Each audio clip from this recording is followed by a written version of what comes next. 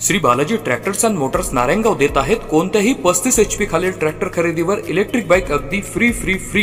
तर मग आजच आपला ट्रॅक्टर बुक करा। आमचा पत्ता पुणे नाशिक हायवे कुकडी कॉलनी नारायणगाव तालुका जुन्नर जिल्हा पुणे। महायुतीचे अधिकृत उमेदवार अतुल बेनकेजी यांच्या प्रचाराच्या सभेच्या निमित्तानं उपस्थित असणारे माजी खासदार शिवराज पाटील, प्रदीप गारटकरजी, सुरज चव्हाणजी, सुनील चांदेरेजी, संजय काळेजी, पांडुरंगराव पवारजी, गणपतराव फुलोडेजी, पूजाताई बुट्टे, सूर्यकांत डोले, बाळासाहेब खिलारी, भाऊ देवाडे, समदभाई इनामदार, पापा खोत, पोपटराव राक्षे, सुनंदाताई गाडगे, उल्हास नवले, मारुती वायर, कारवम शेळकन, फिरोज पठाण, भालचंद्र नलोडे, उज्ज्वला शेवाळे, सुप्रिया लेंडे, पुष्पाताई गोसावी, प्रकाश ताजने, मधुकर काटे,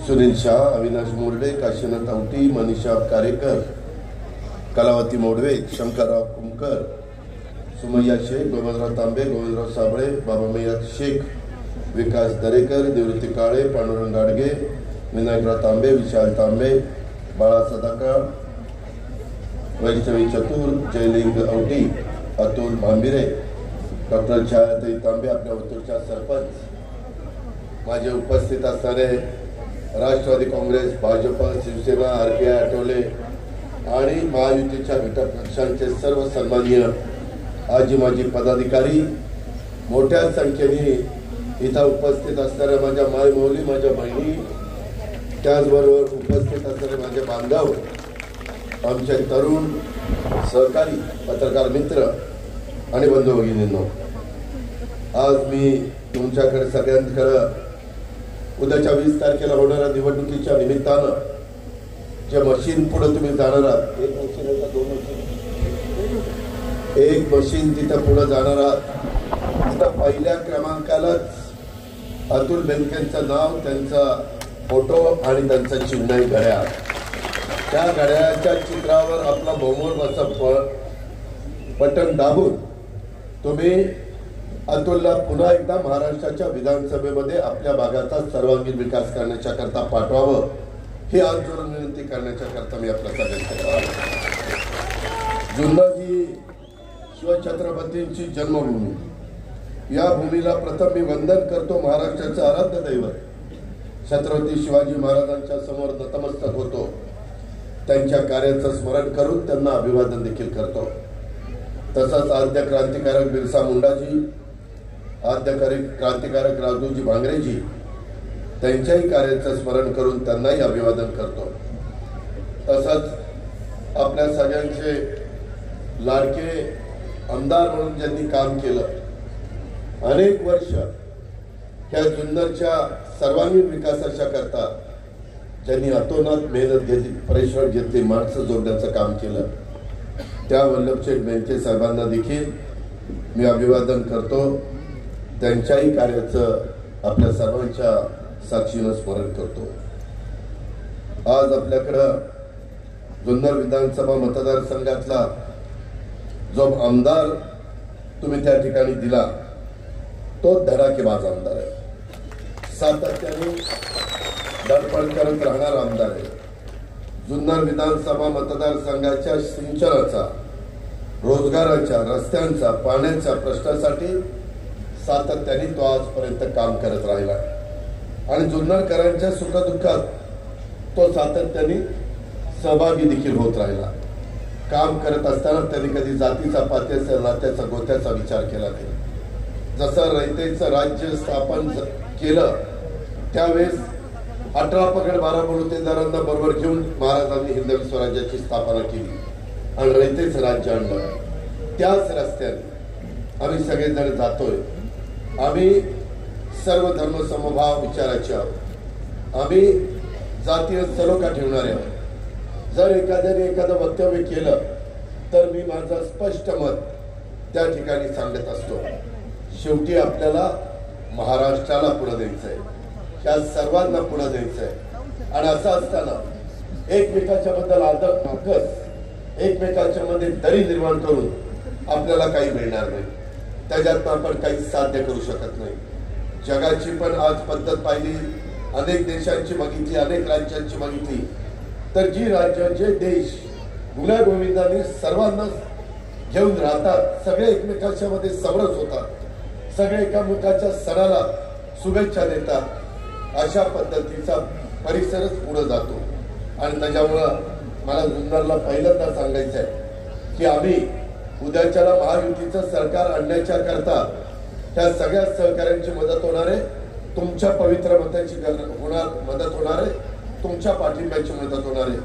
पण मी आपल्याला एक गोष्ट अजून सांगतो की आम्ही कुठेही कुठल्याही समाजाला कुठं धक्का लागेल, तो एकटा पडेल, त्याला असं वाटेल की माझ्याकडे कोणी लक्ष देत नाही, कुणाच्याही केसाला धक्का लावून आम्ही देणार नाही.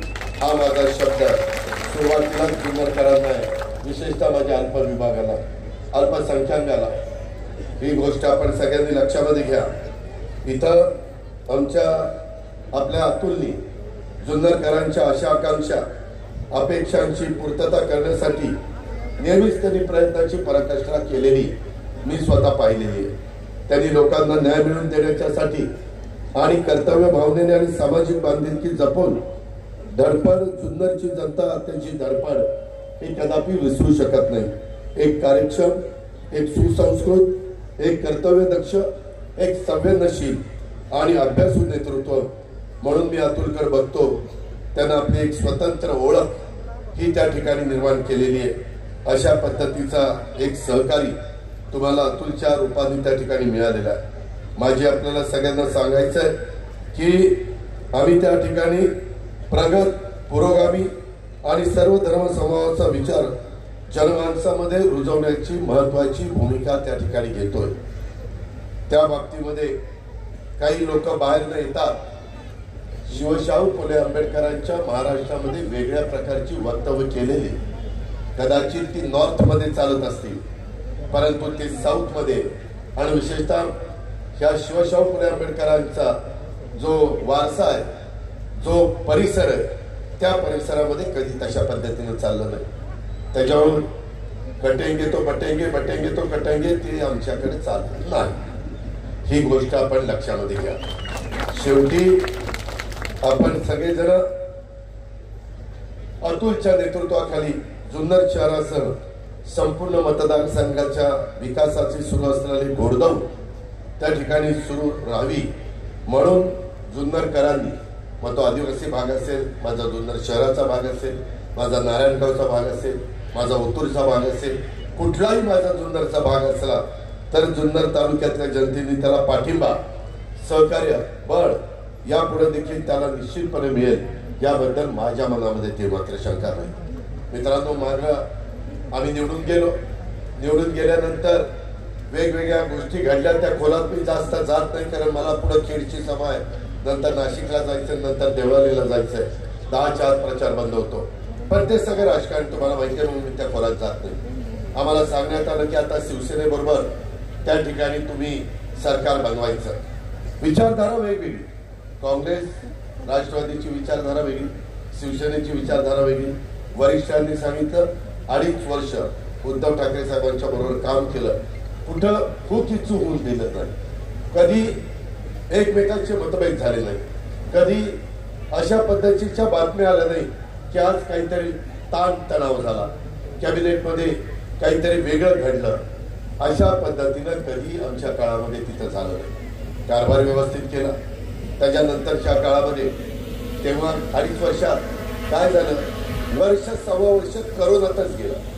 करोनामध्ये ह्या आजारातनं आपल्या महाराष्ट्रातल्या जनतेला बाहेर काढण्याकरता दिवस रात्र आम्ही मेहनत देत होतो. ऑक्सिजन देत होतो, व्हेंटिलेटर देत होतो, ॲम्ब्युलन्स देत होतो, त्या ठिकाणी दवाखाने निर्माण करत होतो, जम्बो बेड करत होतो, बेड निर्माण करत होतो, सगळ्या गोष्टी करत होतो. रेमडेसिवीर, व्हॅक्सिन ते सगळं देत होतो. पण त्याला खूप काळ गेला आणि त्याच्यामध्ये आपला टॅक्स कमी झाला. पहिल्यांदा माणसं जागवण्याचं काम केलं आणि जे काम करत होते त्यांचे पगार देण्याचं काम केलं. विकास कामाला थोडंसं आम्हाला दूर राहावं लागलं. नंतर मात्र 1 वर्षात विकास कामं मोठ्या प्रमाणात करण्याचा प्रयत्न केला. नंतर 1 वर्ष विरोधी पक्षात राहिलो. आम्ही म्हणत होतो सत्तेवर असल्यानंतरच कामं होतात. आम्ही सत्तेला आपापलेले नाहीये, पण ज्या लोकांनी आम्हाला निवडून दिलेले आहे त्या भागामध्ये विकास झाला नाही. त्या 1 वर्षाच्या काळामध्ये बहुतेक सगळे अतुल बेनकेंच्या कामाला स्टे देण्यात आलेला होता, स्थगिती मिळालेली होती.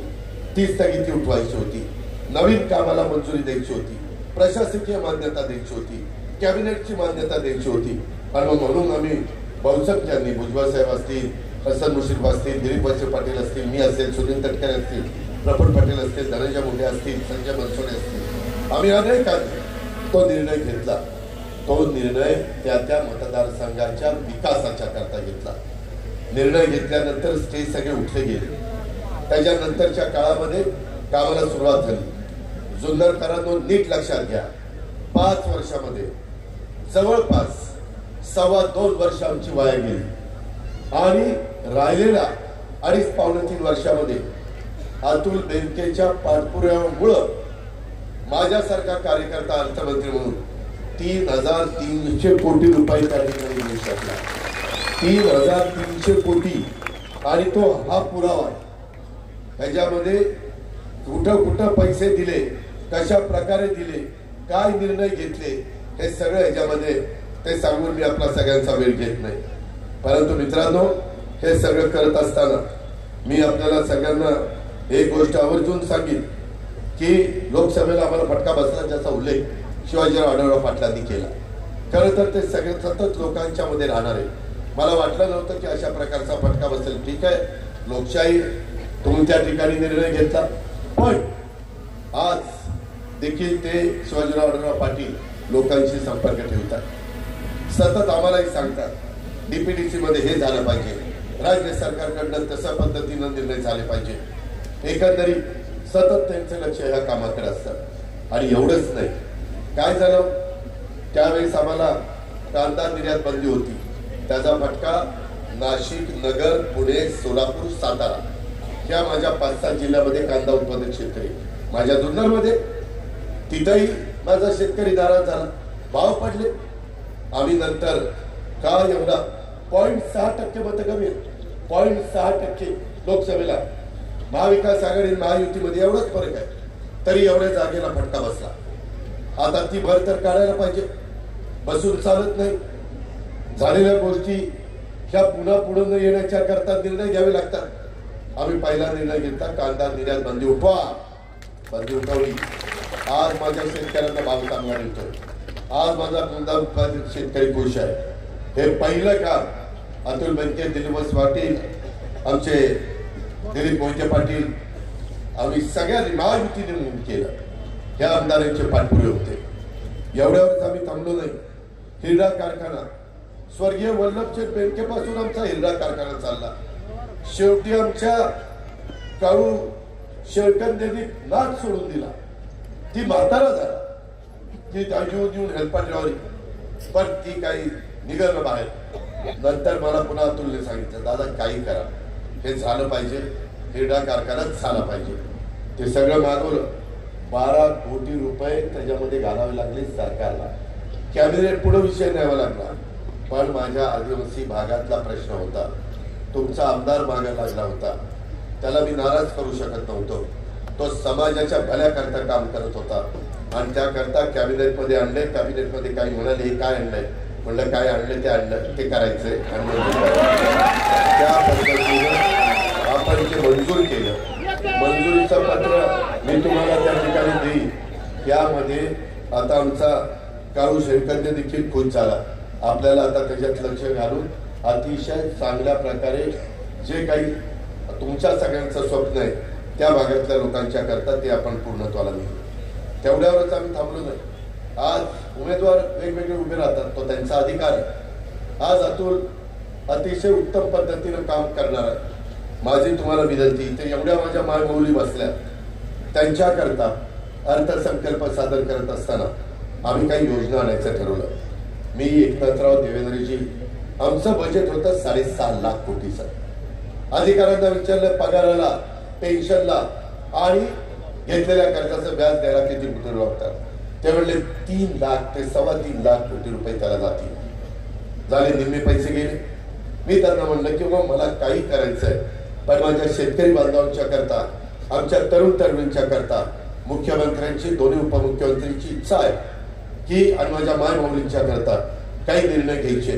साधारण 75,000 कोटी रुपयाचे आम्हाला लाभ त्याच्यातून द्यायचा आहे आणि मग राहिलेल्या पैशामध्ये आपण त्या ठिकाणी बचत करू आणि त्याच्यातून राज्याची अर्थव्यवस्थेला कुठेही अडचण येणार नाही. राज्य सक्षम आर्थिक बाबतीमध्ये राहील.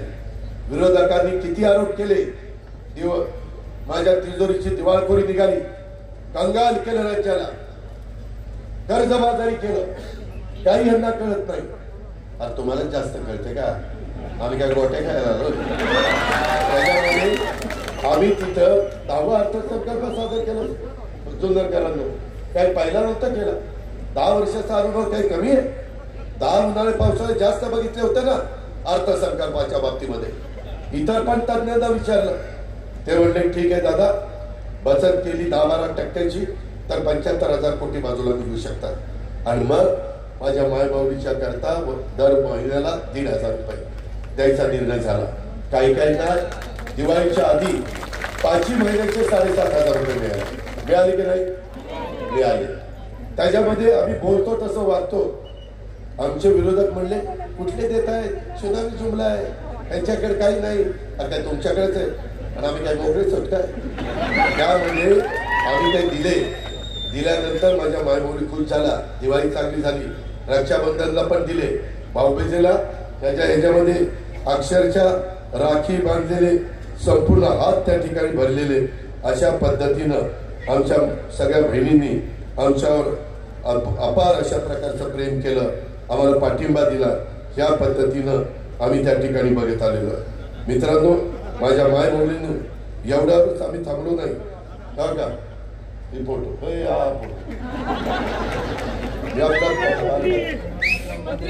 एवढं आम्ही जन्माला आल्यापासून आजपर्यंत एवढ्या कुठल्या बहिणींनी आम्हाला राख्या बांधल्या नाही. आमचा उच्चांक झाला, आम्ही खुश झालो, कारण आमच्या बहिणीच्या चेहऱ्यावर हसू दिसत होतं, समाधान दिसत होता, आनंद दिसत होता. आणि मुख्यमंत्री दोन्ही उपमुख्यमंत्र्याला हेच पाहिजे, दुसरं नव्हतं पाहिजे. त्याच्यात दुसरं सुख कशात आहे? अरे इतके दिवस आपण ह्यांना कधी काही दिलं? जा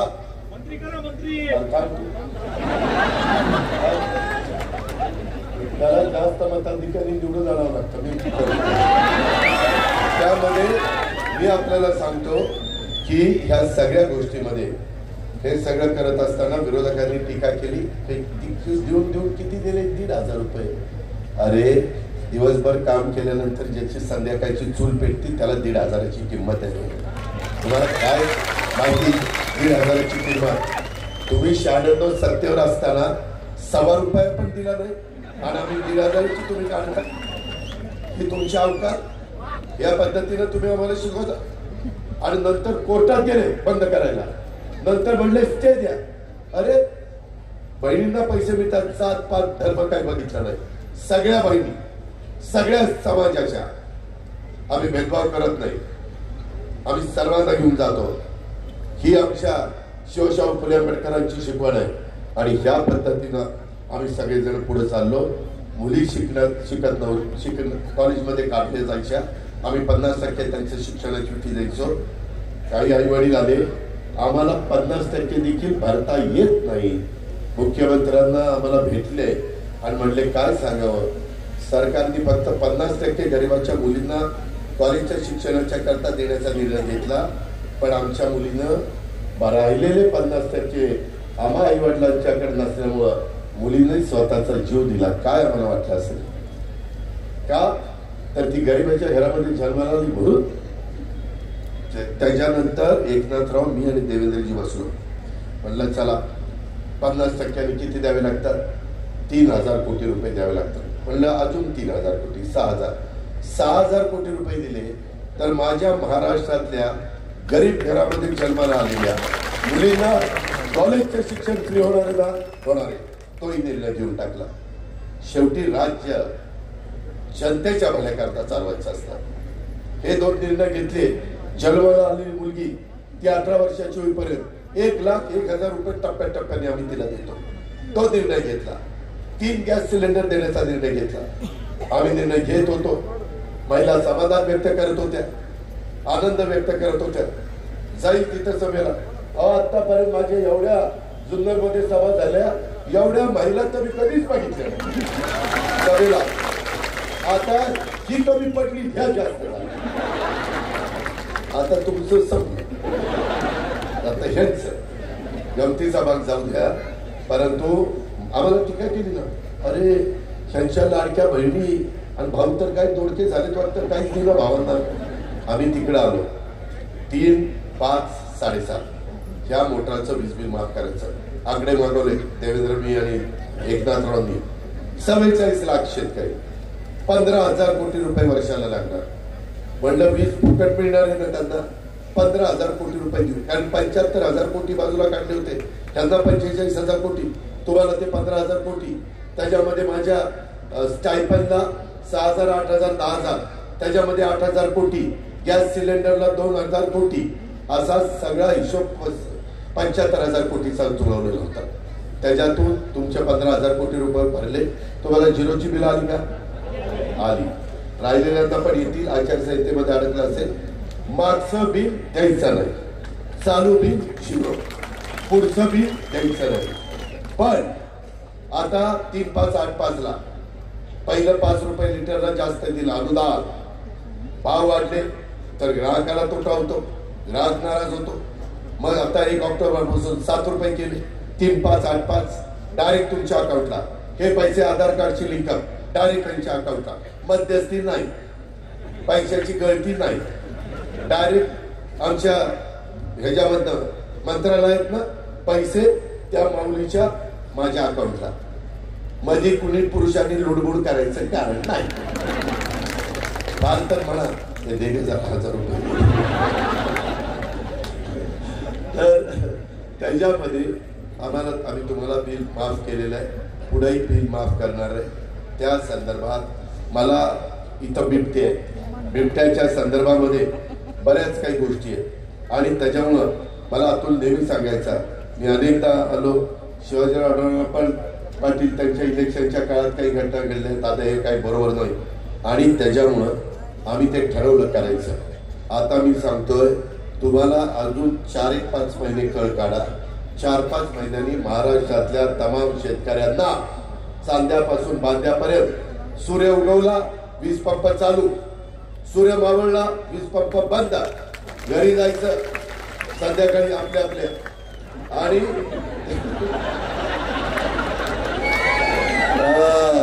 काही जण दुसरीकडे जातात. आपल्या बायका पोरांच्याकडे जायचं, जेवायचं, खावायचं, गप्पा मारायच्या. बिबट्याची भीती नाही, रानगाव्याची भीती नाही, विंचूकाट्याची भीती नाही, सापाची भीती नाही. अशा पद्धतीने आम्ही निर्णय घेतो. हे तुमचं सरकार आहे, आम्ही त्या ठिकाणी शेतकरी आहे. एवढंच नाही, मागील 5 वर्षामध्ये हे 3,300 कोटी रुपये दिले. कोरोना आला, निसर्ग चक्रीवादळ आलं, तरी देखील पैसा कमी पडून दिला नाही. निसर्ग चक्रीवादळात अतुल आपणच फिरत होतो, कितीतरी लोकांचं नुकसान झालं, त्याच्यात भरपाई द्यायचा प्रयत्न केला. 28 कोटी.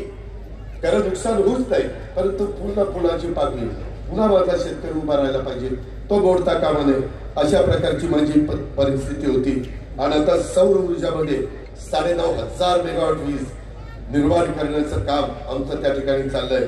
बिबट प्रवण क्षेत्र लोकांना त्याचा त्रास होतो म्हणून आम्ही काही निर्णय घेतले. पैसे त्यावेळेस नव्हते, हा म्हणला नाही, पिंजरे कमी पडताय. डीपीडीसीचा प्रमुख होतो, 1250 कोटी आपल्याकडे होते.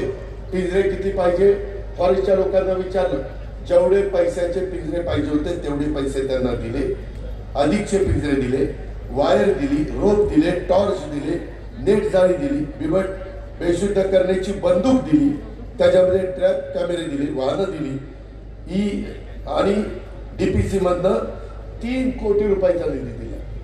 मित्रांनो, आम्ही काम करणार आहे, आम्ही कामाची माणसं, आम्ही रडत बसत नाही, अरे पैसेच नाही द्यायचे असं नाही.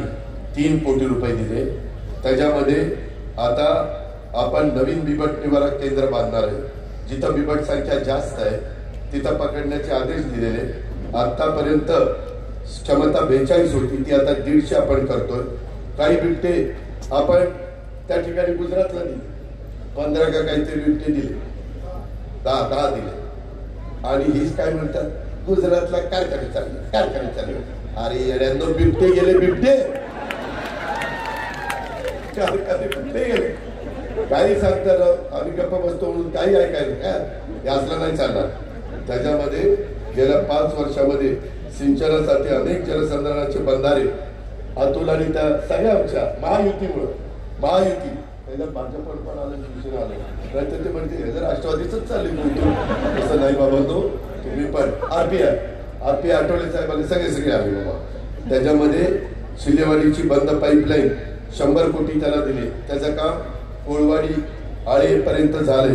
वडज उपसा सिंचनला 35 कोटी 50 लाख रुपयांची प्रमा दिली. त्याचा फायदा खिलारवाडी, सावरगाव, निमदरे या गावांना त्या ठिकाणी होणार आहे. एक दिवस असाच अतुल माझ्याकडे आला आणि तो म्हणला, दादा 34 सुप्रमा त्या ठिकाणी कुकडीला मिळाली, ते झाल्यावर पठारावर आपल्याला पाणी न्यायचंय आणि कोपरे मांडवे बंधारा आम्ही करणारच, माणिकडोह धरण परिसरात पाटबंधारे करणारच आणि पठारावर पाणी नेण्याच्यासाठी आम्हाला DPR करायचा. मी अधिकाऱ्यांना फोन केला. अधिकारी म्हणले, दादा बजेट झालेलं आहे, DPRला काय आपल्याकडे पैसे नाही. मी म्हणलं किती पैसे लागतील? ते म्हणाले 5 कोटी रुपये लागतील DPRला, 5 कोटी रुपये. शेवटी आमदाराच्या आग्रह खातर DPDCतनं 5 कोटी रुपये DPR बनवायला दिले. 15 दिले का नाही? त्याच्यामध्ये कोपरे मांडवे इथे बंधारा बांधण्यासाठी सर्वेक्षणाला देखील आपण त्या ठिकाणी मान्यता दिली. एवढ्यावरच आम्ही नाही थांबलो. ओतूर परिसरात डुंबरवाडीच्या गायरान जागेत शासनाचा फूड प्रोसेसिंग पार्क साठी प्रथम आपण मान्यता दिलेली आहे. आणि हे प्रकल्प उभे राहिल्यानंतर मला खात्री आहे की अनेक स्थानिक उद्योजक तयार होतील. फळे, भाजी ह्याच्यावर प्रक्रिया प्रकल्प उभे राहिल्यानंतर अनेक माझे स्थानिक उद्योजक तयार झाल्यावर त्याच्यामध्ये स्थानिक महिला बचत गट आणि सुशिक्षित तरुण यांना जवळपास 8 ते 10 हजार जणांना रोजगार मिळणार आहे. हे काम आम्हाला करायचंय, हे काम महायुतीला करायचंय, हे काम महायुतीच्या आमदाराला करायचंय. आणि याच्यातून हे सगळं करत असताना शिवनेरी विकास तर केलाच. त्याच्यामध्ये मला आठवतं वल्लभशेठ बेनके माझ्या मागे लागले होते. 85 कोटी रुपये त्यावेळेस दिलेले होते. परंतु आता जुन्नरचा पर्यटन आराखडा तयार करण्याचं काम घेतलंय. खाजगी गुंतवणूकदार आणि PPP, काही शासनाची मदत, असं करून काही 1000 कोटीचा आमचा तो कार्यक्रम आहे. त्याच्यामध्ये काही वर्षामध्ये तो करण्याचा आमचा सगळ्यांचा प्रयत्न आहे. मित्रांनो, ह्या सगळ्या गोष्टी केल्या. मला माझ्या अल्पसंख्याकांना सांगायचंय, मी कुठंही तुम्हाला वाऱ्यावर सोडलेलं नाही. त्याच्यामध्ये मौलाना आझाद महामंडळाचं हमीची मर्यादा 30 कोटी होती, ती 500 कोटी रुपये केली.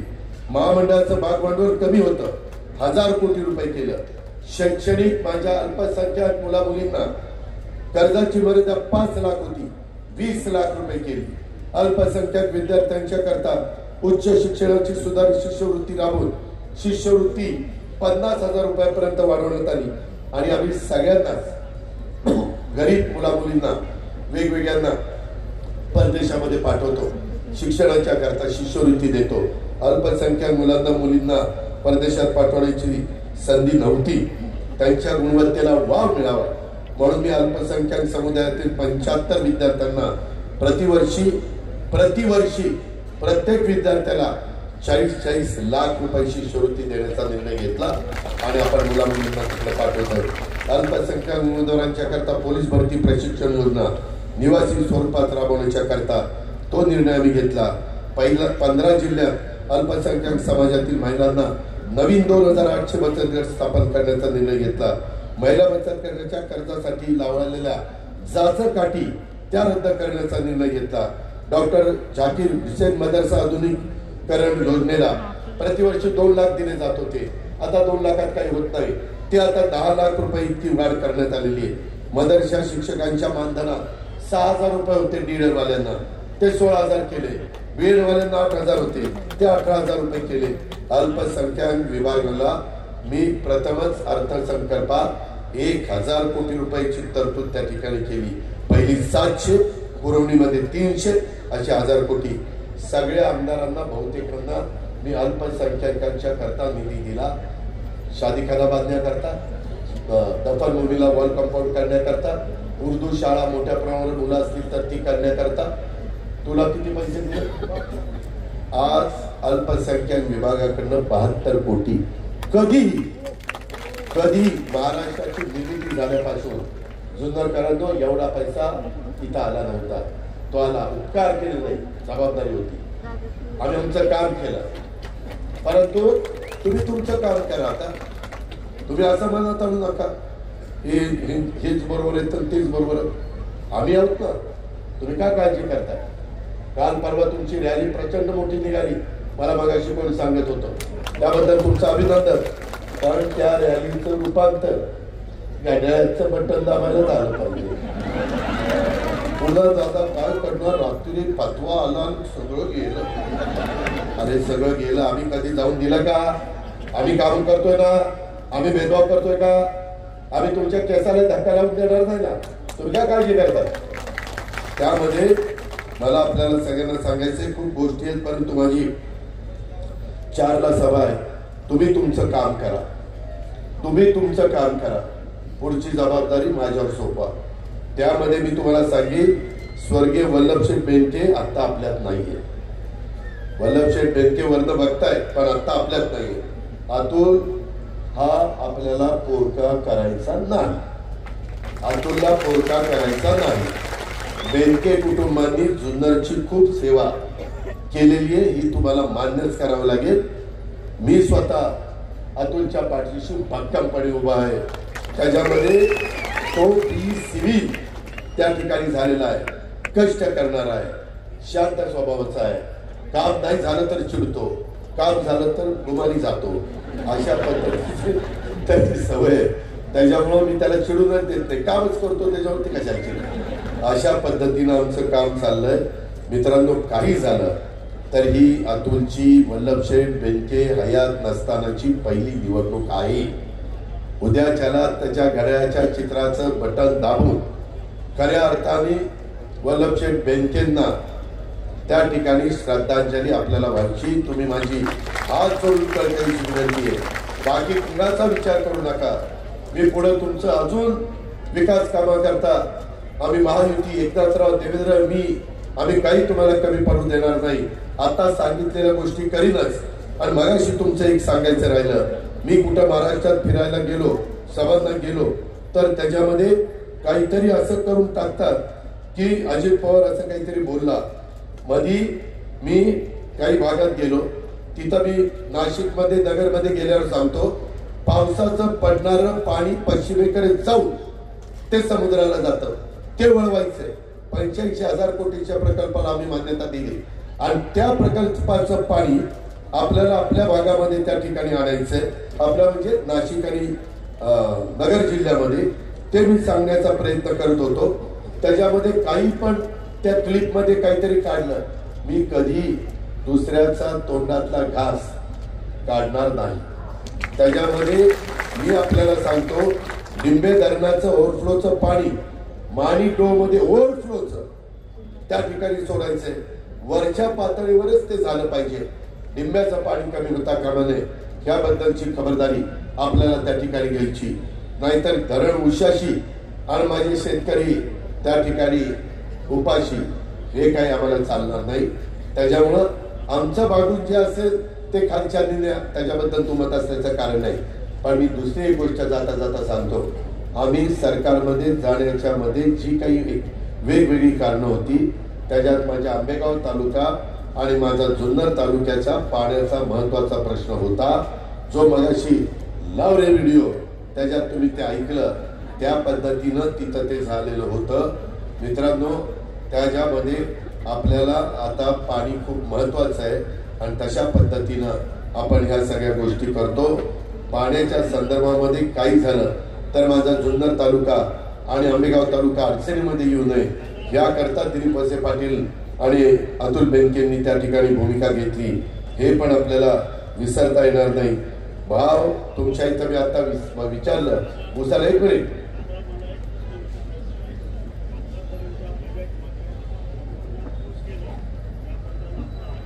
ज्येष्ठ नागरिकांना वयोश्री योजना आणली, ज्येष्ठांना 75च्या पुढे एसटी फ्री केली.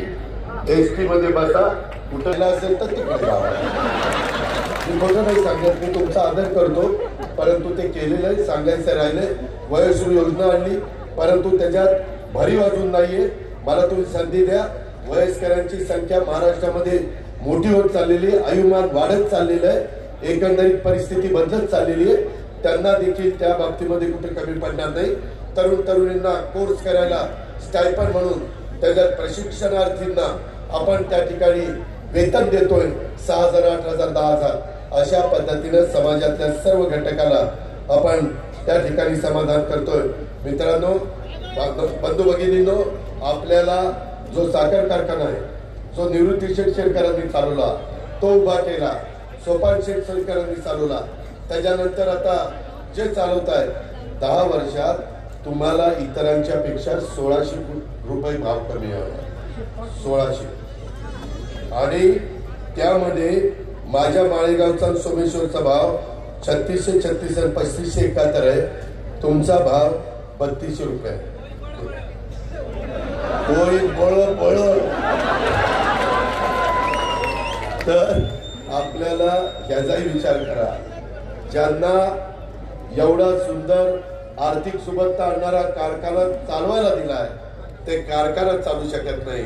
ते जुन्नरकरांचं काय नेतृत्व करणार आहे, त्या गोष्टीचा पण विचार करा. आणि आमच्या अतुलच्या गडाच्या चित्राच्या शेजारचं बटन दाबून प्रचंड संख्येने याला विजयी करा. एवढंच आपल्याला विनंती करतो. तुम्ही तुमचं काम करा, पुढचं काम तुमच्या मनात मी करेल, एवढाच शब्द देतो. धन्यवाद.